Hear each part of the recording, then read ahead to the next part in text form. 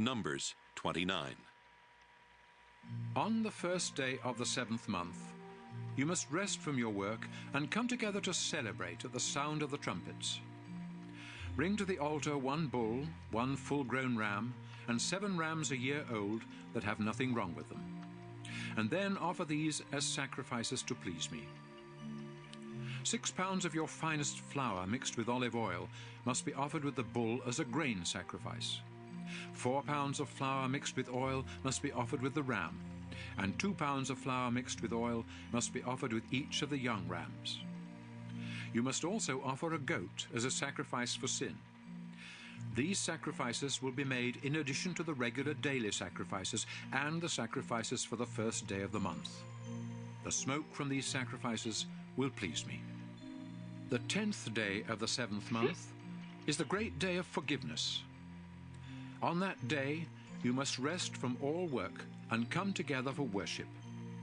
Show sorrow for your sins by going without food, and bring to the altar 1 young bull, 1 full-grown ram, and 7 rams a year old that have nothing wrong with them. Then offer these as sacrifices to please me. 6 pounds of your finest flour mixed with olive oil must be offered with the bull as a grain sacrifice.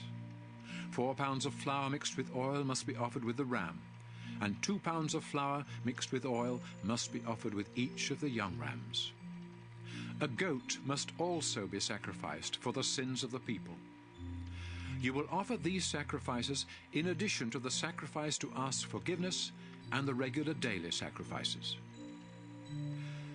Beginning on the 15th day of the 7th month and continuing for 7 days, everyone must celebrate the festival of shelters in honor of me. On the first day, you must rest from your work and come together for worship. Bring to the altar 13 bulls, 2 full-grown rams, and 14 rams a year old that have nothing wrong with them. Then offer these as sacrifices to please me. 6 pounds of your finest flour mixed with olive oil must be offered with each bull as a grain sacrifice. 4 pounds of flour mixed with oil must be offered with each of the rams, and 2 pounds of flour mixed with oil must be offered with each of the young rams. You must also offer a goat as a sacrifice for sin. These are to be offered in addition to the regular daily sacrifices. For the next 6 days of the festival, you will sacrifice 1 less bull than the day before, so that on the 7th day, 7 bulls will be sacrificed. The other sacrifices and offerings must remain the same for each of these days. On the 8th day, you must once again rest from your work and come together for worship. Bring to the altar 1 bull, 1 full-grown ram, and 7 rams a year old that have nothing wrong with them. Then offer these as sacrifices to please me.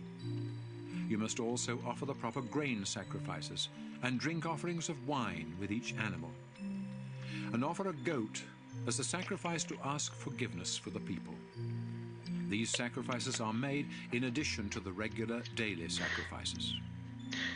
You must offer all these sacrifices to me at the appointed times of worship, together with any offerings that are voluntarily given or given because of a promise. Moses told the people of Israel everything the Lord had told him about the sacrifices. Numbers 30. The Lord told Moses to say to Israel's tribal leaders, "When one of you men makes a promise to the Lord, you must keep your word. Suppose a young woman who is still living with her parents makes a promise to the Lord. If her father hears about it and says nothing, she must keep her promise. But if he hears about it and objects, then she no longer has to keep her promise. The Lord will forgive her, because her father did not agree with the promise. Suppose a woman makes a promise to the Lord and then gets married. If her husband later hears about the promise but says nothing, she must do what she said, whether she meant it or not.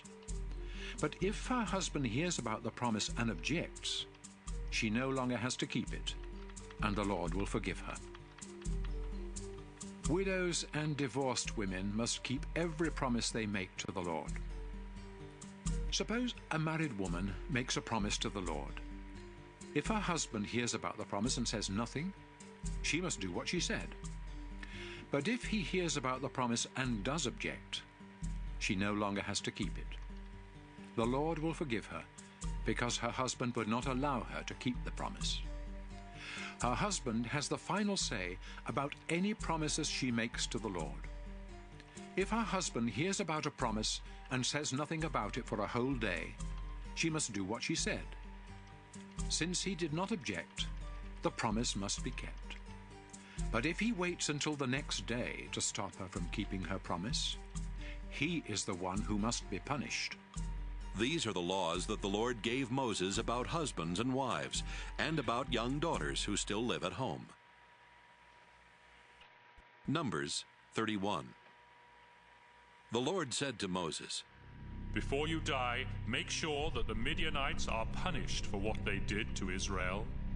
Then Moses told the people, The Lord wants to punish the Midianites. So have our men prepare for battle. Each tribe will send 1,000 men to fight. 12,000 men were picked from the tribes of Israel, and after they were prepared for battle, Moses sent them off to war. Phinehas, son of Eleazar, went with them and took along some things from the sacred tent and the trumpets for sounding the battle signal. The Israelites fought against the Midianites just as the Lord had commanded Moses. They killed all the men, including Balaam, son of Beor, and the 5 Midianite kings, Evi, Rechem, Zur, Hur, and Reba.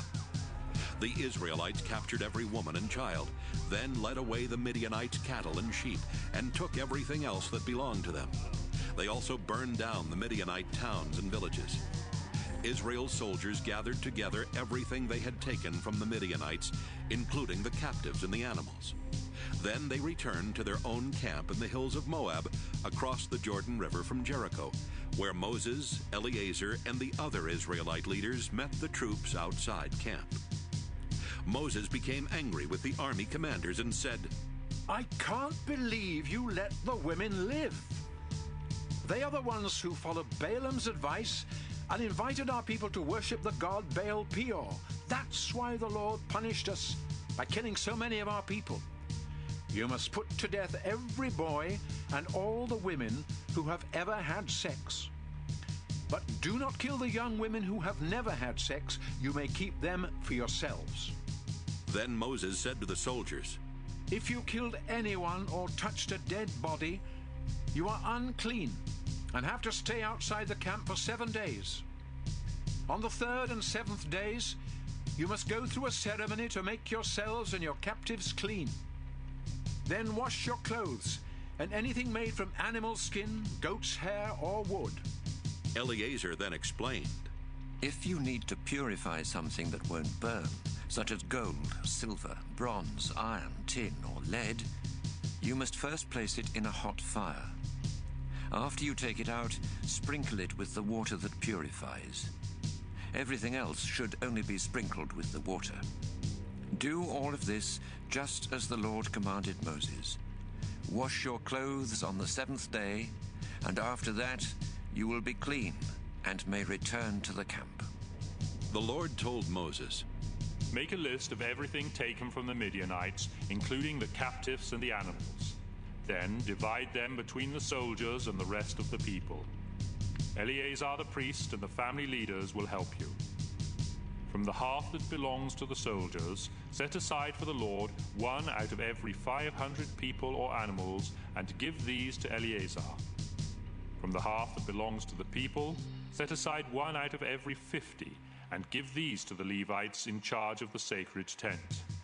Moses and Eleazar followed the Lord's instructions and listed everything that had been taken from the Midianites.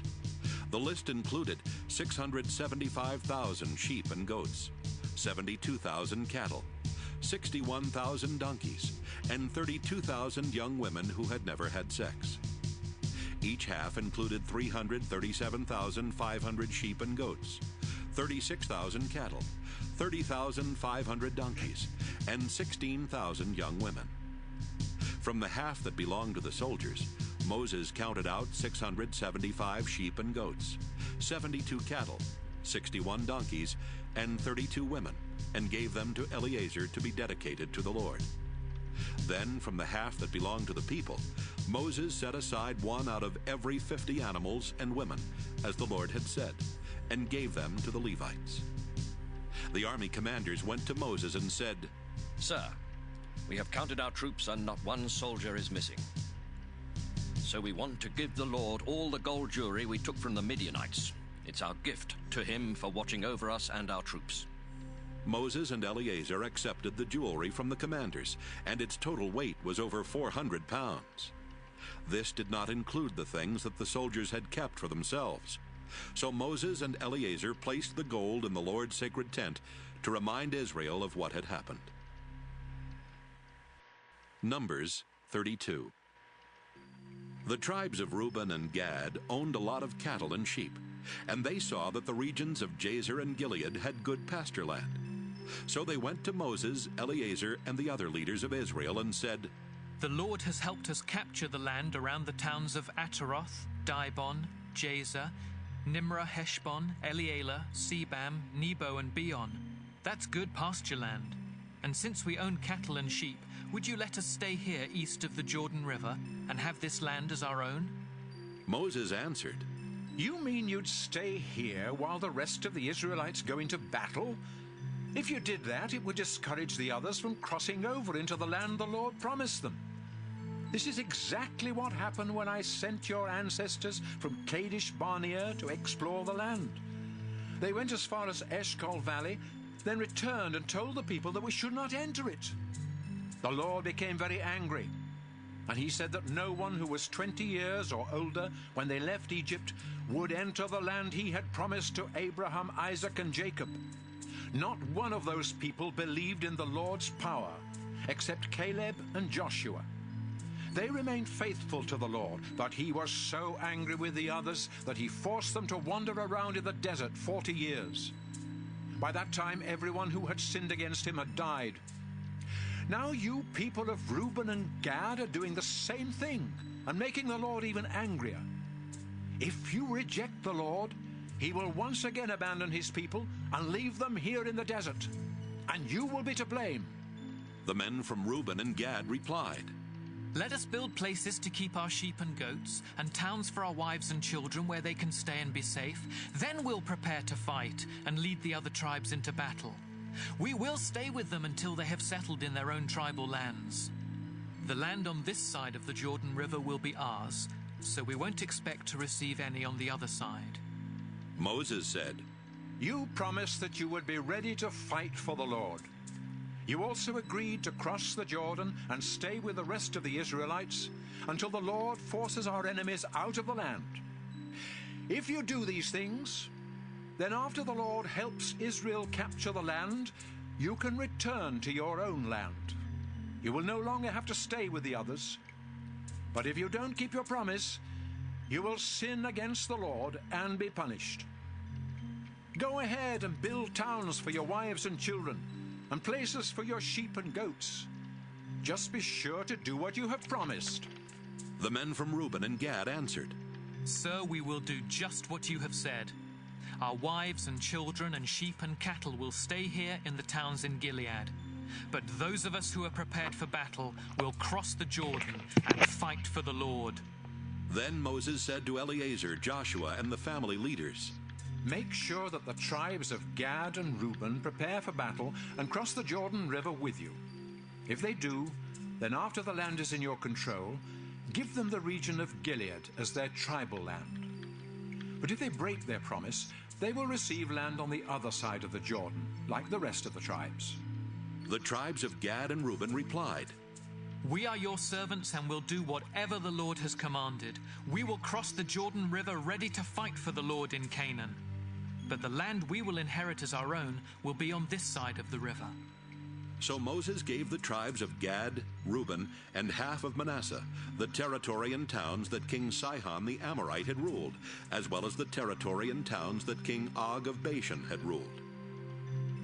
The tribe of Gad rebuilt the towns of Dibon, Ataroth, Aroer, Atroth-Shophan, Jazer, Jogbehah, Beth-Nimrah, and Beth-Haran. They built walls around them and also built places to keep their sheep and goats. The tribe of Reuben rebuilt Heshbon, Elealeh, Kiriathaim, Sibmah, as well as the towns that used to be known as Nebo and Baal-meon. They renamed all those places.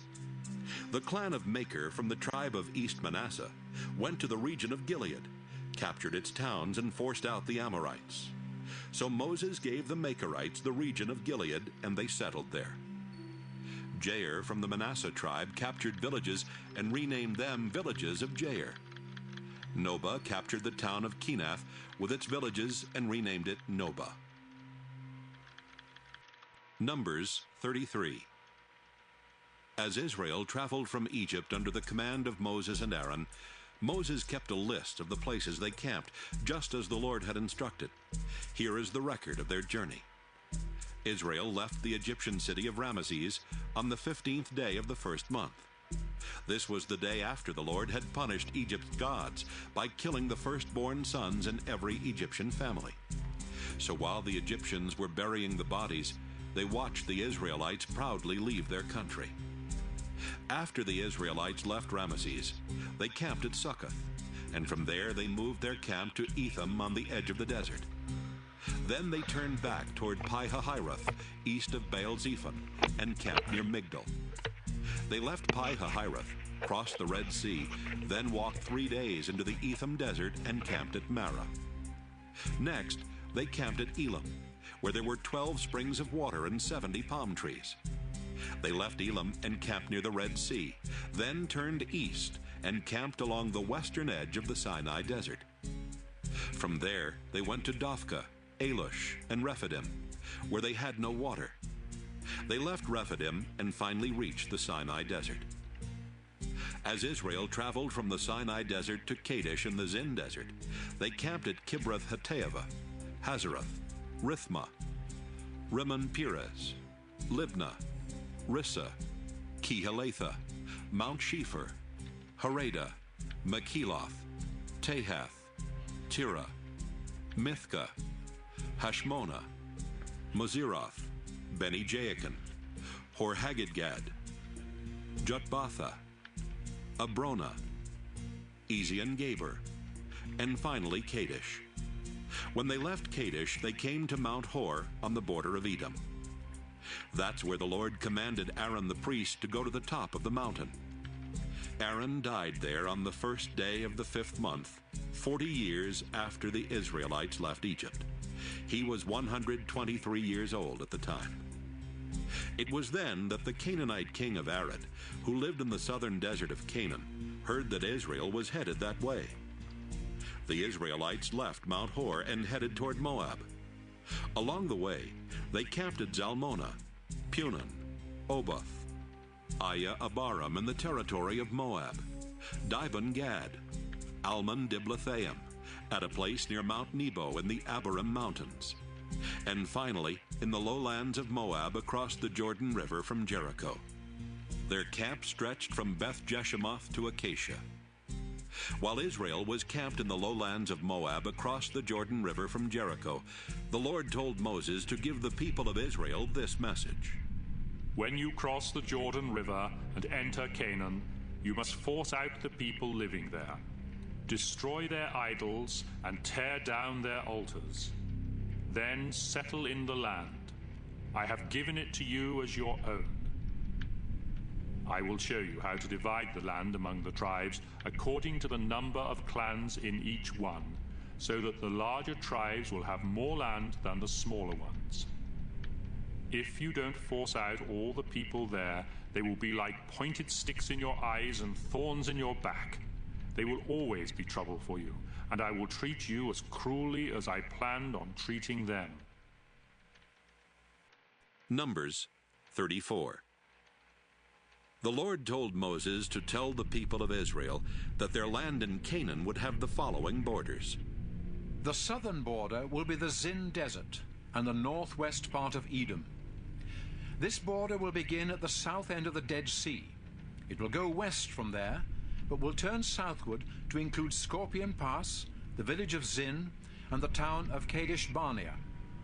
From there, the border will continue to Hazar Adar and on to Asmon. It will run along the Egyptian gorge and end at the Mediterranean Sea. The western border will be the Mediterranean Sea. The northern border will begin at the Mediterranean, then continue eastward to Mount Hor. After that, it will run to Lebo Hamath and across to Zedad, which is the northern edge of your land. From Zedad, the border will continue east to Ziphron and end at Hazar Enan. The eastern border will begin at Hazar Enan in the north, then run south to Shepham, and on down to Riblah on the east side of Ain. From there it will go south to the eastern hills of Lake Galilee, then follow the Jordan River down to the north end of the Dead Sea. The land within these four borders will belong to you. Then Moses told the people, You will receive the land inside these borders. It will be yours, but the Lord has commanded you to divide it among the 9.5 tribes. The tribes of Reuben, Gad, and East Manasseh have already been given their land across from Jericho, east of the Jordan River. The Lord said to Moses, Eleazar the priest and Joshua son of Nun will divide the land for the Israelites. One leader from each tribe will help them, and here is the list of their names. Caleb son of Jephunneh from Judah, Shemuel son of Ammihud from Simeon, Elidad son of Chislon from Benjamin, Buckai son of Joglai from Dan, Hanael son of Ephod from Manasseh, Kemuel son of Shiftan from Ephraim, Elizaphan son of Parnak from Zebulun, Paltiel son of Azan from Issachar, Ahiud son of Shalomai from Asher, and Pedahel son of Ammihud from Naphtali. These are the men the Lord commanded to help Eleazar and Joshua divide the land for the Israelites. Numbers 35. While the people of Israel were still camped in the lowlands of Moab across the Jordan River from Jericho, the Lord told Moses to say to them, When you receive your tribal lands, you must give towns and pastures to the Levi tribe. That way the Levites will have towns to live in and pastures for their animals. The pasture around each of these towns must be in the shape of a square, with the town itself in the center. The pasture is to measure 3,000 feet on each side, with 1,500 feet of land outside each of the town walls. This will be the Levites' pasture land. 6 of the towns you give them will be safe towns, where a person who has accidentally killed someone can run for protection. But you will also give the Levites 42 other towns, so they will have a total of 48 towns with their surrounding pastures. Since the towns for the Levites must come from Israel's own tribal lands, the larger tribes will give more towns than the smaller ones.